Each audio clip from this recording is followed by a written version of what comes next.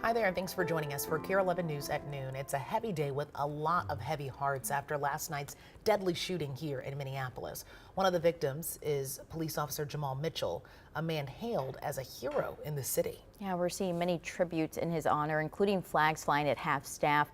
This video is from Mitchell's precinct just this morning. I'll have new information on the investigation in just a minute.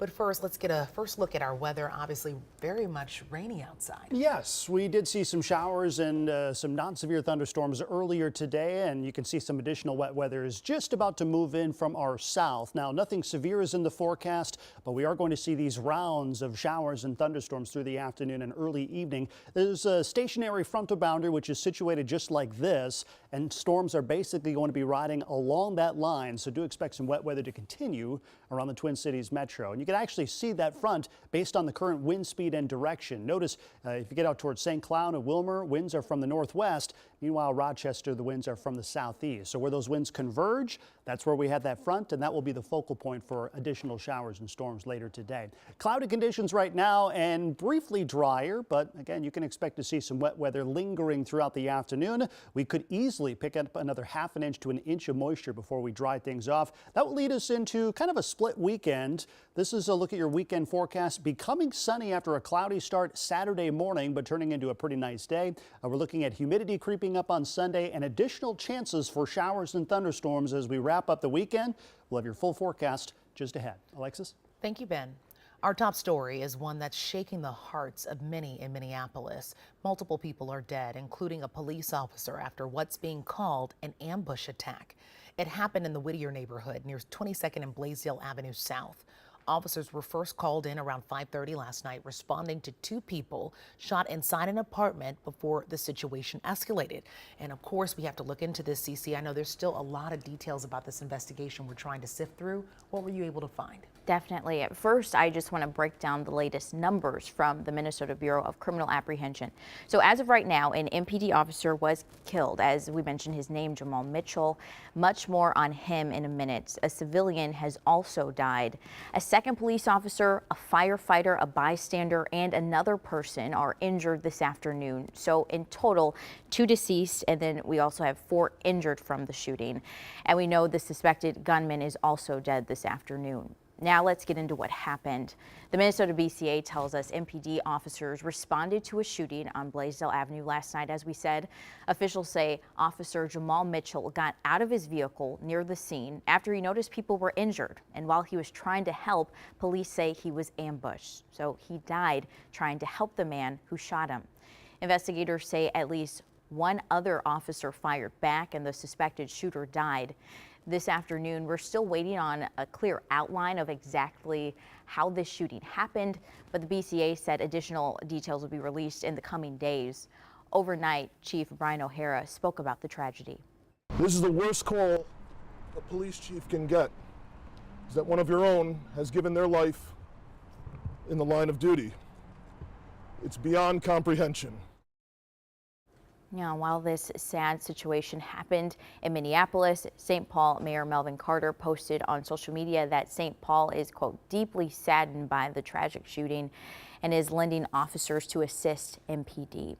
So coming up in about 30 minutes, I'll have much more reaction from our state leaders. Alexis. CC, thank you. And of course, our crews were on the scene as the situation unfolded. And during that time, we were able to talk with neighbors who described the terrifying moments during the shooting. The gunshots that were just in quick succession, like boom, boom, boom, boom, boom. Honestly, the whole time I was just hoping like a stray bullet doesn't like fly in through our window.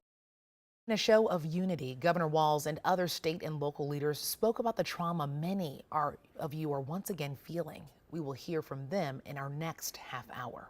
So you may recognize Officer Mitchell's name. That's because less than 2 years ago with the MPD, he was already recognized as a hero. Audrey Russo has more.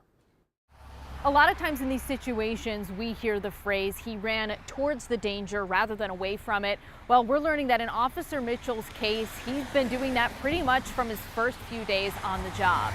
He was only about a year and a half into his tenure with the department. And last February, Officer Mitchell ran into a burning building and rescued an elderly couple from a house fire. This was on his 3rd day on the job with absolutely no fire training.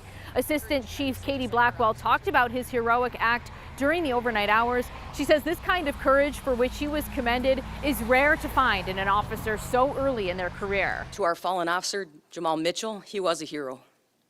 I've never met an officer that received an award on the third day on the job during his FTO. He's courageous in every action that he did.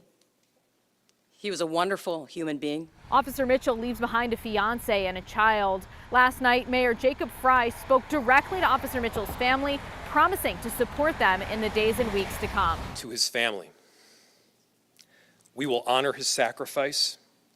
We will remember his name. We will never forget what he did for the people of our city. The lives that he protected, those lives that he saved. And Governor Walz ordered all flags be flown at half-staff in Officer Mitchell's memory. Back to you. And we will, of course, continue to follow this story as more details become available. Find the latest both on air and online at KARE11.com. Well, less than 2 hours ago, former President Donald Trump spoke about his historic criminal conviction standing outside Trump Tower in New York. He did not mince words about the people who tried the case. If they can do this to me, they can do this to anyone. These are bad people. These are, in many cases, I believe, sick people. Trump was found guilty yesterday on 34 felony counts. The hush money trial marked the first time a former U.S. president has ever been tried or convicted in a criminal case. Trump was not happy with the process or the outcome. It was a rigged trial. We wanted a venue change where we could have a fair trial. We didn't get it. We wanted a judge change. We wanted a judge that wasn't conflicted. And obviously he didn't do that. Here's what comes next now that there is a conviction. Trump faces a possible prison sentence or probation, but for now, he is not behind bars. His sentencing hearing is set for July 11th, but that could be pushed back by potential appeals. That all brings details of his run for president into question. We'll verify the facts behind where his campaign now stands in our 12:30 half hour. Well, after weeks in the courtroom, closing arguments are underway in what is considered the largest pandemic fraud case in the country. 7 Feeding Our Future employees are on trial, accused of stealing $250 million. This is the first one in a broader FBI investigation that led to charges against 70 people. Jury deliberation will start on Monday.